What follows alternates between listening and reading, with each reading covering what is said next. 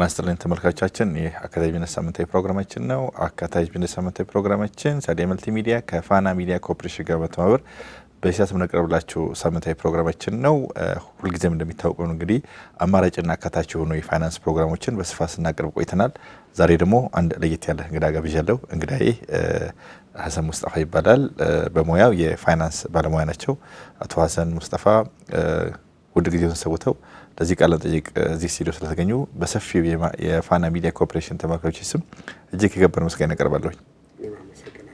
መልካም ተመልካቾቻችን፣ ዛሬ በዋነኝነት የምናነሳው ርዕስ በተለይም ስለ ኢንቨስትመንት ባንክ ነውና ኢትዮጵያ ውስጥ እንግዲህ በጣም ብዙ አይነት የንግድ ባንኮች እንደዚሁም የልማት ባንክ አሉና ቤቶች ባንክም ደግሞ የሚባል እንቅስቃሴ ላይ ያሉ ባንኮች አሉና በተለይም አቶ ሀሰን እንግዲህ የርዕሰ ጉዳያችን ዋና የሚያጠነጥነው ኢንቨስትመንት ባንክ ስለሆነ እንደው እንደ ሀሳብ በመጀመሪያ ደረጃ ኢንቨስትመንት ባንክ ማለት ምን ማለት ነው? እንደ ሀሳብ ኢንቨስትመንት ባንክ ማለት በካፒታል ማርኬት ውስጥ እጅግ በጣም ወሳኝ የሚባል እንዲሁም የካፒታል ማርኬት ኦፕሬሽኑ አጠቃላይ በትክክል የተሳለጠ እንዲሆን ከሚረዱ ኢንስቲትዩሽኖች ውስጥ የመጀመሪያው ኢንቨስትመንት ባንክ ነው። ስለዚህ የኢንቨስትመንት ባንክ ዋነኛ ኦብጀክቲቭ ምንድን ነው? ለምሳሌ አንድ ካምፓኒ ለመጀመሪያ ጊዜ ሼሮችን መሸጥ ሲፈልግ ወይም ቦንዶችን መሸጥ ሲፈልግ ያንን ቦንድ ወይም ያንን ሼር ባደራ ተረክቦ ለሰፊው ማህበረሰብ ሼሮችን የመሸጥ ቦንዶችን የማስተላለፍ ኃላፊነት የተጣለበት አንድ ራሱ የቻለ ትልቅ ተቋም ነው። ግን ከዚህ ውጪ ብዙ ሌሎች ተጓዳኝ የሆኑ ሰርቪሶችን የሚሰጥ ራሱን የቻለ ትልቅ ኢንስቲትዩሽን ነው። ግን በዋናነት እኛ ከለመድነው የኮንቬንሽናል ባንክ በተለየ ከብድርና ከመበደርና ከማበደር ወጥቶ የካምፓኒዎችን እስከ ማማከር በተለያዩ ጉዳዮች ላይ የአድቫይዚንግ የኮንሰልተንሲ ስራዎችን መስጠት ከእንደገና ደግሞ ሼሮችን ቦንዶችን ለምሳሌ ኢስላሚክ ቦንድንም ጨምሮ ወይም ስኩክን ጨምሮ ከኢሹወሩ ወደ ኢንቨስተሩ ወይም ከሻጩ ወደ ገዢው ትራንስፈር የሚያደርግ ራሱን የቻለ ትልቅ ኢንስቲትዩሽን ነው ኢንቨስትመንት ባንክ ማለት። መልካም። በአጠቃላይ ሀሳቡና ሂደቱና ስራው ይሄ ከሆነ በተለይም ከሌሎች የባንክ ዘርፎች ለምሳሌ ከንግድ ባንክ እንደዚሁ ለምሳሌ ኢትዮጵያ ለድሮ የኮንስትራክሽን ባንክ ቢባል ለኮንስትራክሽን የሚሰጥ አሁን እሱ ኦልሬዲ ወደ ንግድ ባንክ ተጠቃሎ ወደ ኢትዮጵያ ንግድ ባንክ ገብቷል። በተመሳሳይ መልኩ ደግሞ ልማት ባንክ አለ፣ የፖሊሲ ባንክ አጠቃላይ ማሽነሪ ሊዝ ፋይናንስ ላይ የሚሰራ ባንክ አለ፣ ለሀገሪቱም ብቸኛ ነው። በተመሳሳይ መልኩ ደግሞ ቅርብ ጊዜ ደግሞ እንቅስቃሴው እያየው ቤቶች ላይ ለምሳሌ ቤት ላይ ብቻ የሚያደርግ የቤቶች ባንክም ተመስርቷል። ከነዚህ ባንኮች በመሰረታዊ ደረጃ የሚለይበት ነገር ምንድን ነው? በተለይ ኢንቨስትመንት ባንክ በጣም ጥሩ። ለምሳሌ ኢንቨስትመንት ባንክ ሲቋቋም ብዙ ፈንክሽኖችን ለመስጠት ተብሎ የሚቋቋም ኢንስቲትዩሽን ነው። ለምሳሌ የመጀመሪያው የአንደር ራይቲንግ ወይም የመሸጥና የመግዛት ወይም የማዋዋል ስራዎችን ነው ቢሰራው። በመጀመሪያ ደረጃ ቀደም እንዳልነው ሼሮችን ወይም ቦንዶችን ባደራ ተረክቦ ሼሩን ወይም ቦንዱን ለሚገዙ አካላት የማስተላለፍ ስራን ይሰራል። ይሄ የመጀመሪያው ነው። ሁለተኛው መንግስትም እንደ አቅጣጫ የያዘው የመርጂንግ ኤንድ አኩዚሽን ኤንድ መርጂንግ ላይ ለምሳሌ በቅርብ አመታት ውስጥ የውጭ ካምፓኒዎች ወደ አገር ውስጥ ሲመጡ ኢትዮጵያ ውስጥ ያሉት ባንኮች መርጅ ያደርጋሉ ተብሎ የሚጠበቁ ባንኮች አሉ። ስለዚህ በመርጂንግ ሂደት ውስጥ እንዴት ነው መርጂንጉ መሄድ ያለበት ወይም አጠቃላይ የግዢው ሂደት በምን አይነት መንገድ ማለፍ አለበት የሚለውን የአድቫይዚንግ ስራም የሚሰጠው ይሄው ኢንቨስትመንት ባንክ ነው። ከዛ በተጨማሪ የፕራይሲንግ ስራዎችንም ይሰራል። ለምሳሌ ሼሩ በትክክል ነው ወይ ገበያ ላይ እየተሸጠ ያለው ወይም ገበያ ላይ እየተሸጠበት ያለው ዋጋ ማህበረሰቡ ሊያወጣ ከሚፈልገው የገንዘብ መጠን ጋር እኩል ነው ወይ የሚለውን ክሮስ ቼክ አድርጎ የመስጠት ምንድነው የአድቫይዚንግ ስራዎችንም በአጠቃላይ ይሰጣል። የዋጋም የመተመን ነገር ይሰራል። yes ለምሳሌ አንዱ ኢንቨስትመንት ባንክ ለምሳሌ አንድ ድርጅት ለመጀመሪያ ጊዜ ሼር ሲሸጥ አድቫይዝ የሚደረገው ምንድነው ሄዶ ቀጥታ ኢንቨስትመንት ባንክ እንዲመርጥ ነው። ከዛ ኢንቨስትመንት ባንኩ ምንድነው የሚያደርገው? ይሄ ሼር ሊሸጥ የተነሳውን ድርጅት አጠቃላይ ዶኩመንቶቹን አይቶ ከእንደገና ደግሞ ስለዛ ድርጅት የዲው ዲሊጀንስ ስራዎችን ይሰራና ቀጥሎ ሁለተኛ ላይ ምንድነው የሚያደርገው? የዋጋ መተመን። ለምሳሌ አንዱ ሼር በ100 ብር ይሸጥ፣ አንዱ ሼር በ300 ብር ይሸጥ ወይም አንዱ ሼር 1000 ብር ይሸጥ የሚለውን አጠቃላይ ውሳኔ የሚወስነው ይሄ ነው። ከእንደገና ደግሞ ደንበኛ ሳቢ መግለጫ ፕሮስፔክተስ የሚያዘጋጀው ይሄው ኢንቨስትመንት ባንኩ ነው። ስለዚህ እንዲህ አይነት ሰርቪሶችን የመስጠት ኃላፊነት አለበት። ከዚህ በተጨማሪ ደግሞ የአሴት ማኔጅመንትም ስራ ይሰራል። አሁን ኢትዮጵያ ውስጥ ብቸኛው በአሴት ማኔጅመንት ላይ በደንብ እየሰራ ያለው ያው ኮሜርሻል ኖሚኒስ ነው። ስለዚህ የኮሜርሻል ኖሚኒስን የሚመስል ስራም ሊሰራ ይችላል ማለት ነው ይሄው ኢንቨስትመንት ባንክ። ስለዚህ አሁን ከኮንቬንሽናል ባንኩ በብዙ ነገር ይለያያል። አንደኛ በገቢ ምንጫቸው ይለያያሉ። ለምሳሌ በገቢ ምንጭ ኢንቨስትመንት ባንክ በአብዛኛው ከኮሚሽን ከሰርቪስ ፊ የሆነ ሰርቪስ ሰጥቶ የሚያገኘው ክፍያ ነው። ከእንደገና ከኮሚሽን ነው አብዛኞቹ ገቢዎቹ ኢማኔት የሚያደርጉት። ኮንቬንሽናል ባንኩ ግን አብዛኛው ኢስላሚኩ ከፕሮፊት ኦር ሎስ ሼሪንግ ነው። ከእንደገና ደግሞ ኮንቬንሽናሉ ከኢንተረስት ነው። ከሪስክ አንጻርም ይለያያሉ። ይሄኛው ኢንቨስትመንት ባንኩ ሃይ ሌቨል ኦፍ ሪስክ ይወስዳል ብዙ ጊዜ። ለምን ሼሮችን ለመሸጥ ሲነሳ ላይ ደክሞ ብዙ ላይሳካም ይችላል። ተናግሮ ላይሳካ እንደፈለገውም ውጤታማ ላይሆን ይችላል። ውጤታማም ላይሆንለት ይችላል። ከዚህ በመነሳት ሪስክ አለው። ያኛው ግን ኮንቬንሽናል ባንኪንጉ በአብዛኛው እየተበደረ የሚያበድርም ተቋም ስለሆነ ያን ያህል ሪስክ የማጋጠም ቻንሱ በዓለም አቀፍ ደረጃም አነስተኛ ነው። ስለዚህ ብዙ በቢዝነስ ሞዴልም ሲታይ ባንክ ከሚለው ቅጥያቸው ውጪ ሁለቱ ቶታሊ የተለያዩ የባንኪንግ ሞዴሊቲዎች ስራቸውም ተግባራቸውም አመስራታቸውም የተለያየ ነው ማለት ነው። መልካም። ይሄ ከሆነ በተለይ እንደ ዓለም አቀፍ ረጅም ዓመት እኛ ሀገር ገና ሀሳቡ ነው ያለው። በግርግጥ ነገሮች በጣም ፑሽ እያደረጉ ሄደው መስመር እየያዙ ናቸው። ብዙዎቹ ወደ ፕሮሰስ ላይ ነው ያሉት።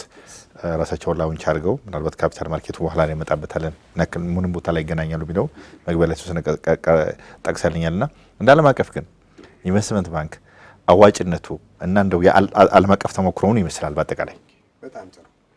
ኢንቨስትመንት ባንኮች ለምሳሌ በካፒታል ማርኬት ውስጥ ከኮንቬንሽናል ባንኩ የበለጠ ሮል ያላቸው ኢንስቲትዩሽኖች ናቸው። እንዲያውም ለምሳሌ ኢትዮጵያ ውስጥ ያሉት ይሄ ኮንቬንሽናልም ኢስላሚክ ባንኪንግም የቢዝነስ ሞዴላቸውን አሁን ባለበት የሚቀጥሉ ከሆነ ሰርቫይቭ የማድረግ ቻንሳቸው እየቀነሰ ነው የሚሄደው። ለምን ኢንቨስትመንት ባንኩ ትልቁ ስራው ምንድነው? ከዚህ በኋላ ገዢና ሻጭን የማገናኘት ፕላትፎርሙን ነው ክሬት የሚያደርገው። ስለዚህ ሰዎች አሁን ድሮ የተለመደው የተለያዩ ሰዎች ባንክ ላይ ገንዘባቸውን ያስቀምጣሉ። ከዛ ባንኩ ደግሞ ለጥቂት ግለሰቦች ያንን ገንዘብ ይሰጣል። ከሱ ጋር ለሚቀራረቡ ሲሆን ሊሆን ይችላል፣ ወይም የተለያዩ ጥናቶችን አድርጎ ሊሰጣቸው ይገባል ብሎ ለሚያስባቸው ውስን ሰዎች ያስተላልፋል። አሁን ግን ሰው ባንኩ በመሀል ሳይገባ ገዢና ሻጭን ፊት ለፊት የሚያገናኘው ያ ኢንቨስትመንት ባንክ ነው። ስለዚህ ኢንቨስትመንት ባንክ በካፒታል ማርኬት ውስጥ በጣም ሁነኛ የሆነ ኢንስቲትዩት ነው። ለምሳሌ ሁነኛ ሲባል ከምንም አኳያ ነው? የእምነት ጉዳይም አለ። ለምሳሌ አንድ XYZ የተባለ ካምፓኒ ለምሳሌ ፎር ዘ ፈርስት ታይም ሼር መሸጥ ወይም ቦንድ መሸጥ ቢፈልግ በራሱ ማስታወቂያ አስነግሮ ልሽጥ ቢል ሰዎች አክሰፕት አያደርጉትም ስለማያምኑት። ነገር ግን በኢንቨስትመንት ባንኩ በኩል ሲሄድ ግን ኢንቨስትመንት ባንኮቹ ላለፉት በርካታ ዓመታት ክሬት ያደረጉት ሬፑቴሽንም ስላለ ያንን ተጠቅመው በቀላሉ ይገዛሉ። ስለዚህ የሚገዛውንም ሰው ሪስኩን ይቀንስለታል።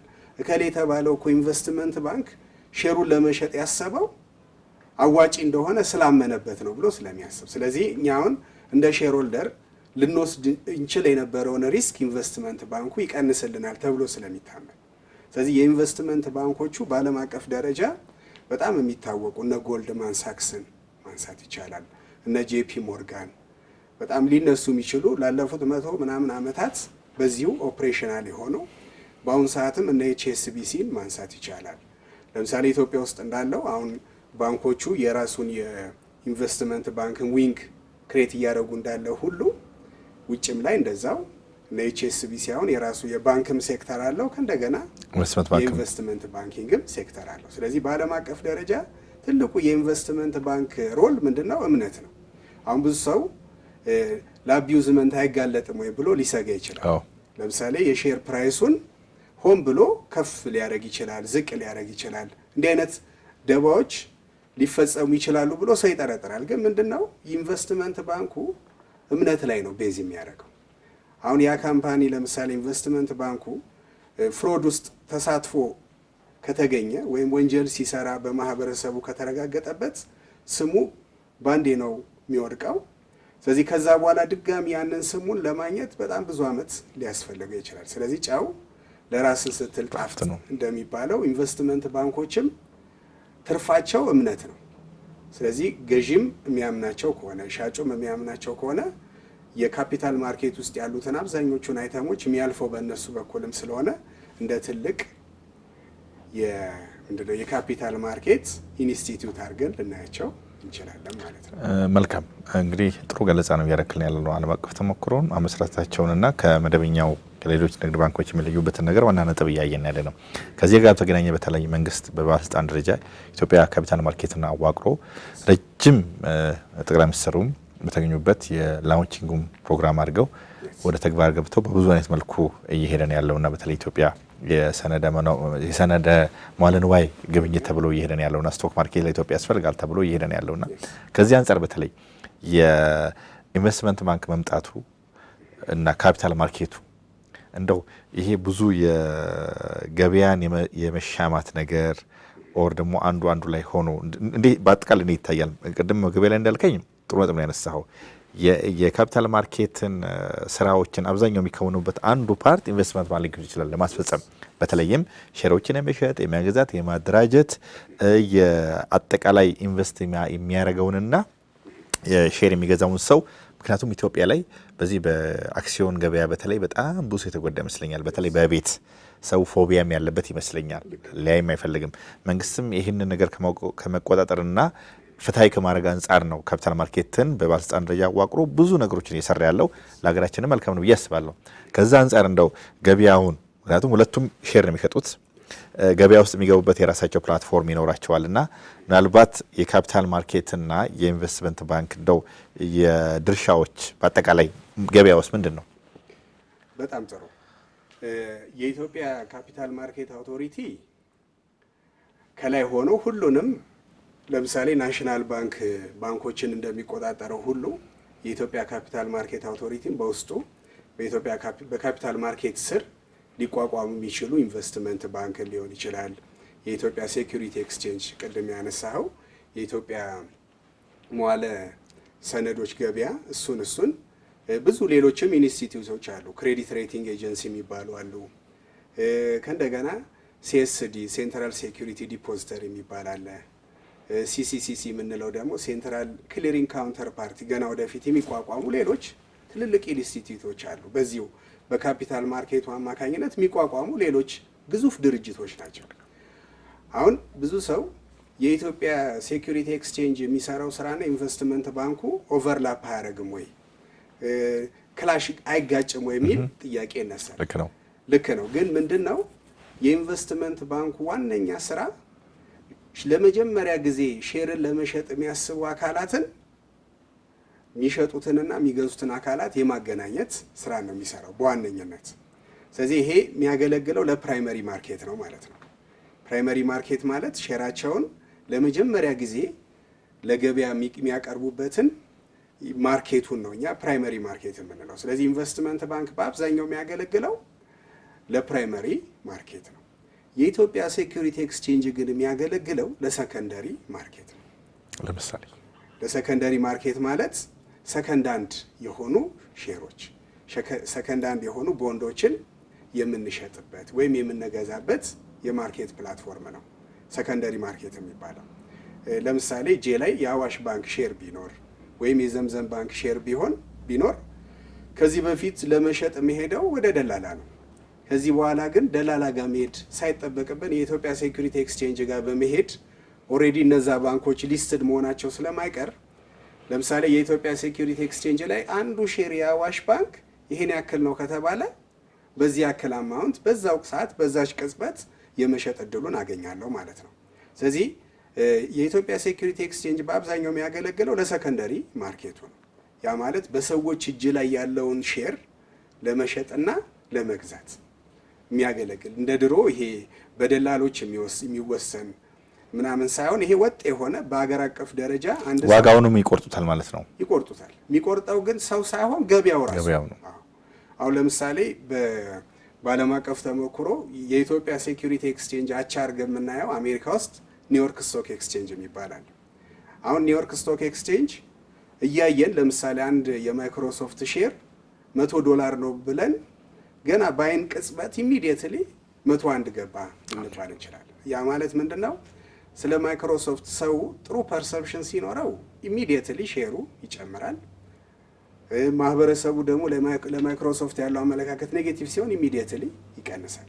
ስለዚህ ገዢና ሻጭን የማገናኘት ስራ ነው የሚሰራው የኢትዮጵያ ሴኩሪቲ ኤክስቼንጅም። ግን ሰከንድ ሃንድ የሆኑ ሴኩሪቲዎችን፣ ሰከንድ ሃንድ የሆኑ ኦልሬዲ በሰው እጅ ላይ ያሉ ሼሮችን፣ ቦንዶችን። ነገር ግን ይሄ ኢንቨስትመንት ባንኩ ግን በአብዛኛው የሚያገለግለው ለፕራይመሪ ማርኬት ነው።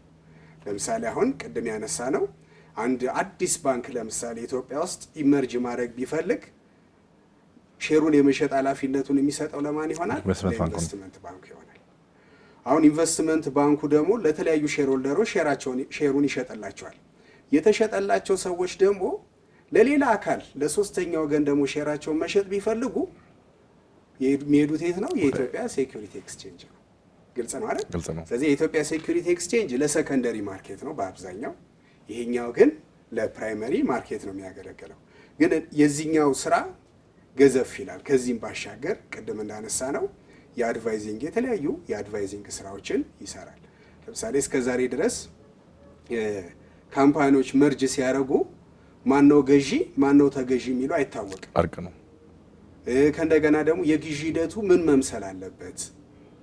ጉድዊል አሁን ለምሳሌ አንዳንድ ጊዜ የገዢው ለምንድን ነው ገዢው ተገዢውን የሚገዛበት ዋጋ በላይ አድርጎ የሚገዛ ከሆነ ያቺ በላይ የሆነችዋ ፖይንት ጉድዊል ተብላ ነው የምትጠራው። ስለዚህ የእነዚህ አመዘጋገባቸው ምን መምሰል አለበት የሚለውን አጠቃላይ ለኢንቨስትመንት ባንኩ የተተወ ነው። ስለዚህ የኢንቨስትመንት ባንኩ ስራ በአብዛኛው ሼርን ከመሸጥና ከመግዛት ባሻገር ሌሎች ነገሮች ላይም ይሳተፋል። የኢትዮጵያ ሴኩሪቲ ኤክስቼንጅ ግን ያው ሰከንድ ሃንድ የሆኑ ሼሮችን፣ ሰከንድ ሃንድ የሆኑ ቦንዶችን የምንሸጥበት የማርኬት ፕላትፎርም ነው። መልካም፣ በጣም ጥልቅ የሆነ ገለጻ ነው። በተለይ መሰረታዊ ልዩነታቸውና የሚገናኙበት ቦታ ከዚህ አንጻር በተለይም ብዙ የፕሮግራማችን አካታች ቢዝነስ የሚያተኩረው አማራጭና አካታች የሆነ የፋይናንስ ስርዓት በሀገራችን ላይ እንዲጎለብት ያለመ ፕሮግራም ነውና ከዚህ አንጻር በተለይ አገራችን ወደ 13 ዓመት ያስቆጠረ ያለው የወለድ አልባ አጠቃላይ ፋይናንስ ኢንሹራንሱም ማይክሮ ፋይናንሱም አሁን በዳዴ እያለ ነው። ባንኮቹ ደግሞ ብሎ እግራቸው ቆመው ብዙ ሰው ፋይናንስ እየሆነ ነው ያለውና የማህበረሰባችንም ንቃተ ህሊና ከጊዜ ወደ ጊዜ መጥቷልና ምናልባት በዚህ በኢንቨስትመንት ባንክ ውስጥ የወለድ አልባ የፋይናንስ ስርዓት ምቹ ነው ወይ? በመጀመሪያ ደረጃ ምቹ እስከሆነ ሰዎቹ እንዴት ነው ሊሳተፉ የሚችሉት? አሁን ቅድም አወራናቸው መሰረት በጣም ጥሩ ምቹ ነው። ግን ምንድነው ልንገባባቸው የሚገቡ ሴክተሮችን መለየት፣ ኢስላማይዝ የማድረግ ወይም ደግሞ የአካታችነቱ ላይ በደንብ ፎከስ ከተደረገ ለምሳሌ ሪባ ክልክል ነው። መይሲር ኤክሰሲቭ የሆነ ምንድነው መይሲር የምንለው ስፔኩሌት አለማድረግ፣ ገረር ይሄ ኤክሰሲቭ የሆነ አንሰርቴኒቲ አለ አይደል? አጠራጣሪ ነገሮች እነዚህ ነገሮች አቮይድ ማድረግ ከተቻለ የኢንቨስትመንት ባንኩ አፕሊኬሽን ቀጥታ ወደ ኢስላሚኩ ማምጣት ይቻላል። ለምሳሌ ሱኩክን ቅድም እንደ ምሳሌ አንስተናል። ኢስላሚክ ቦንድ ማለት ነው። ሱኩክ ይባላል። አሁን ሱኩክ አፕሊኬሽኑ አሁን ሙራባህ የምንለው የባንኪንግ ሴክተር አለ አይደል? እዚህ ጋር ደግሞ ሙራባህ ሱኩክ ይባላል። ሙራባህ ሱኩክ ምንድን ነው? ለምሳሌ መንግስት አሁን ለምሳሌ የህዳሴ ግድቡን እየገነባ ነው።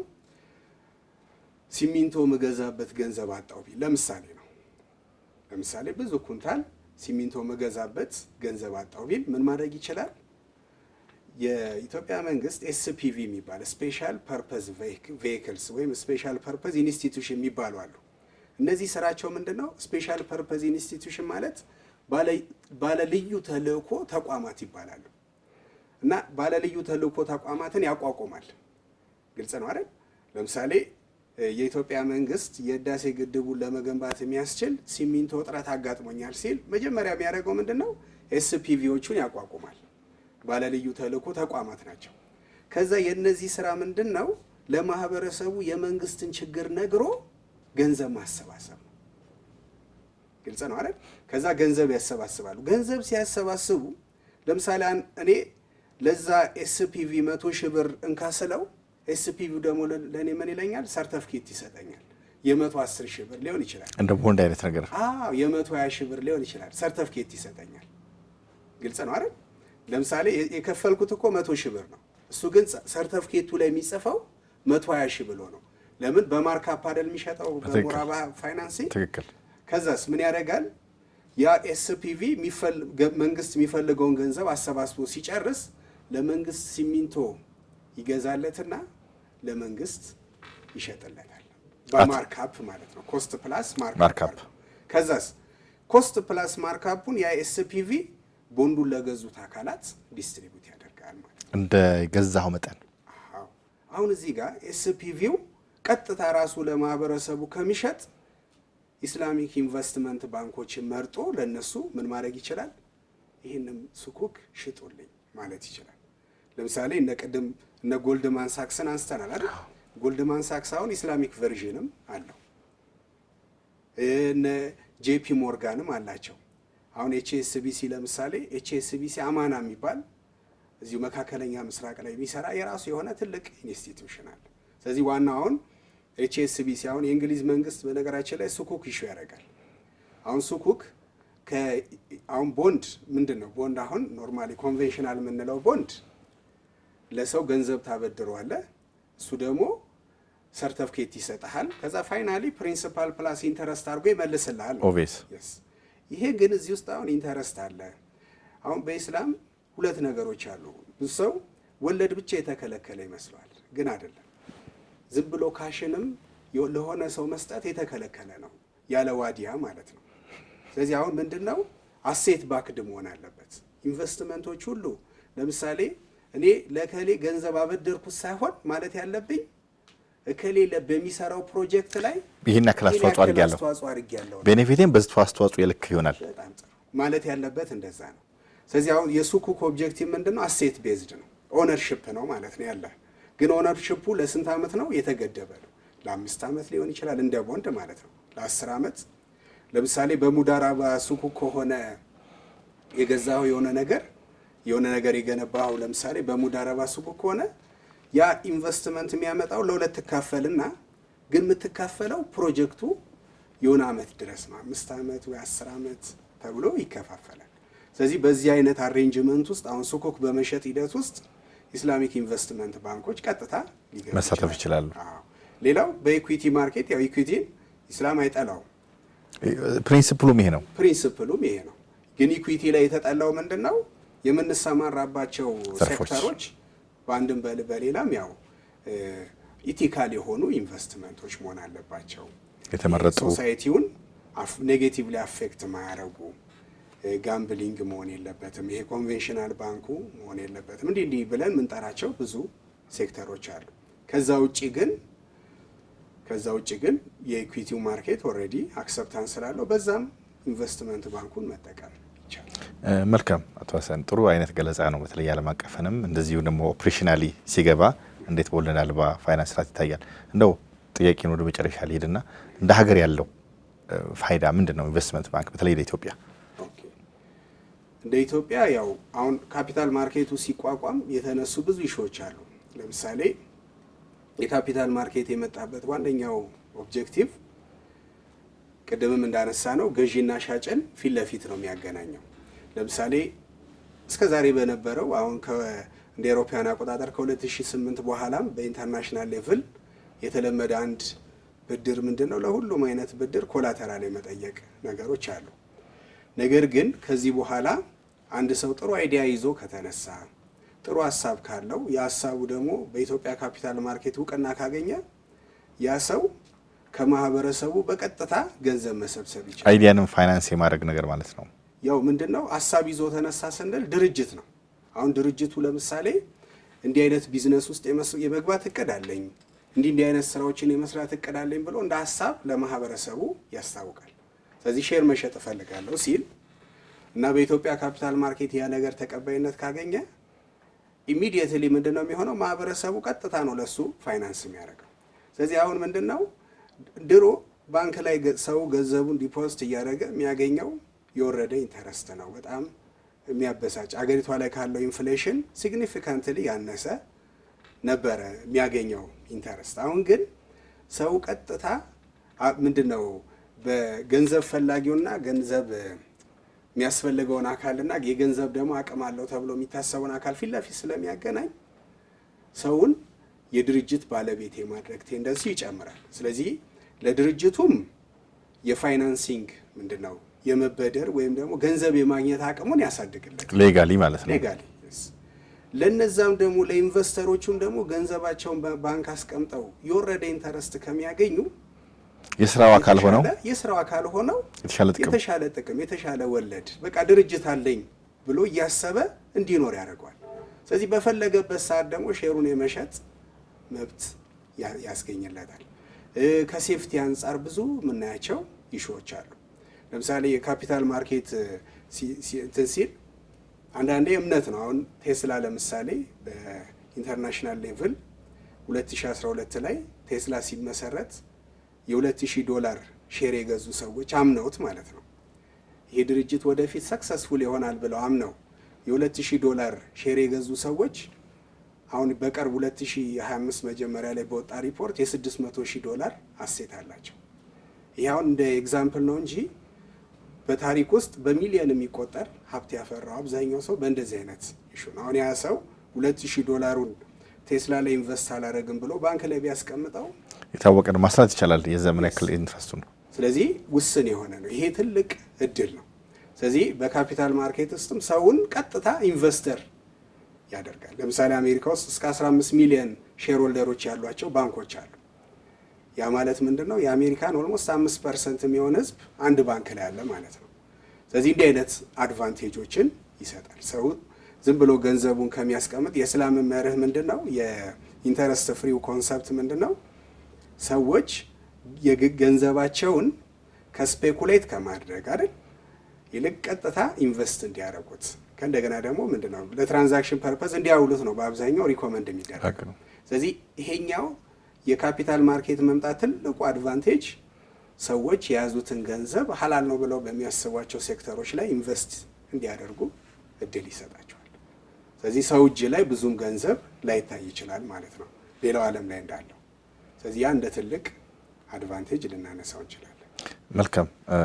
አቶ ሀሰን ሙስጠፋ የፋይናንስ ባለሙያ እንዲሁም የአዲስ ዩኒቨርሲቲና የግል ዩኒቨርሲቲዎችም መምህር ኖትና ወደ ጊዜውን ሰው ተሰጡኝ ማብራሪያ ያመሰገንኩኝ። ተመልካቾቼ የሳምንት ፕሮግራም በተለይም በዋናነት ርዕሰ ጉዳያችን ኢንቨስትመንት ባንክ ነውና የተለያዩ ነጥቦችን አንስተናል። ሳምንት የዛሬውን ፕሮግራም በዚህ ቋጫለሁኝ። ሳምንት በተለየ ርዕስ በተለየ እንግዳ እስከምንገናኝ መልካም ሳምንት እላለሁ።